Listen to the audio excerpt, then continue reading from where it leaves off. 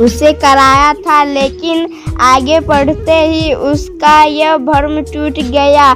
आगे लिखा था, ऐसा तुझे यह जानकर बहुत दुख होगा और मुझ पर गुस्सा भी आएगा कि क्षितिज तुझसे कभी प्यार नहीं करता था। उस दिन जो लेटर मैंने तुझे ला कर दिया था वह क्षितिज ने जरूर लिखा था, लेकिन तेरा वह शक बिल्कुल सही था।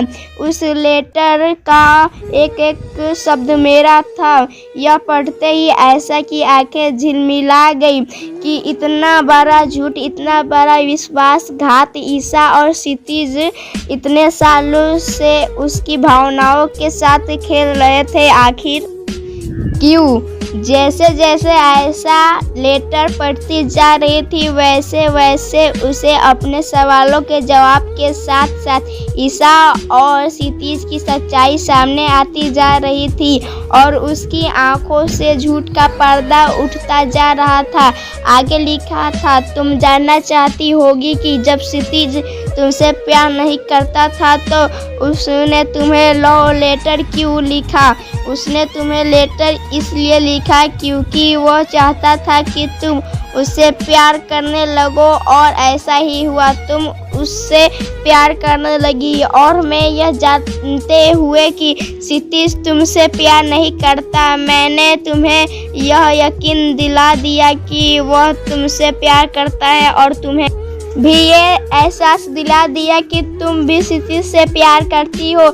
ऐसा मैं तुम्हारी दोस्त हूँ। मैंने तुम्हें धोखा दिया, लेकिन मैंने ऐसा इसलिए किया क्योंकि मैं अपना प्यार बांटने को तैयार थी, लेकिन खोने को कतई नहीं। तुम्हें याद होगा एक दिन तुमने मुझसे पूछा था जब तुम मेरे घर पर आई थी और अचानक तुम्हें मेरी मेडिकल फाइल दिख गई जिस पर प्रेगनेंसी पॉजिटिव था। तुम जानना चाहती थी ना उस बच्चे का पिता कौन है। उस रोज़ तो मैं तुम्हें बता नहीं पाई थी, लेकिन आज मैं तुमसे छिपाऊंगी नहीं क्योंकि तुम्हें यह जानने का हक है। उस बच्चे का पिता कोई और नहीं क्षितिज ही था, लेकिन क्षितिज नहीं चाहता था, इसलिए मुझे अबॉर्शन कराना पड़ा। क्षितिज मुझे तभी से चाहने लगा था जब से उसने मुझे कॉलेज कंपाउंड में तुम्हारे साथ देखा था, और फिर धीरे धीरे मैं भी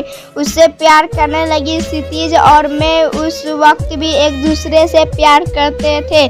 जब मैंने तुम्हें क्षितिज का लव लेटर दिया था, कॉलेज कंप्लीट होते ही मैं और क्षितिज शादी करना चाहते थे, लेकिन क्षितिज की मम्मी को यह रिश्ता मंजूर नहीं था। वे नहीं चाहती थी उनके घर की बहू विजयती हो या फिर किसी ऐसे घर से आए जिसके माता पिता का तलाक हो चुका हो।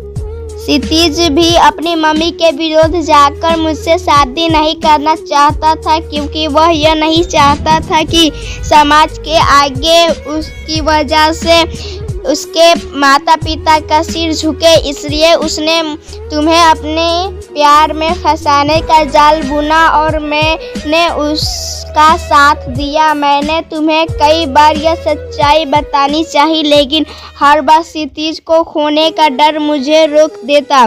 फिर जब 1 साल पहले मुझे यह पता चला कि मेरे यूट्रस में कैंसर है और मैं बस कुछ दिनों की मेहमान हूँ, तो क्षितिज ने भी मुझसे अपना पल्ला झाड़ लिया क्योंकि अब मैं उसकी शारीरिक भूख को शांत करने में असमर्थ थी। उस समय मैं बिल्कुल तन्हा हो गई थी। कई बार चाहा कि तुम्हें सब कुछ बता दूं, फिर अपने जीवन के अंतिम दिनों में तुम्हें अपनी यह सच्चाई बताकर तुम्हारी आंखों में अपने लिए घृणा और नफरत नहीं देखना चाहती थी, इसलिए नहीं बताया। लेकिन यह बोझ लेकर मैं मरना भी नहीं चाहती। ऐसा तुमसे हाथ जोड़कर माफ़ी चाहती हूँ, प्लीज़ मुझे माफ़ कर देना। दोस्तों, कहानी अच्छी लगी हो तो कमेंट और हमारे चैनल को सब्सक्राइब, वीडियो को लाइक ज़रूर कर दीजिए।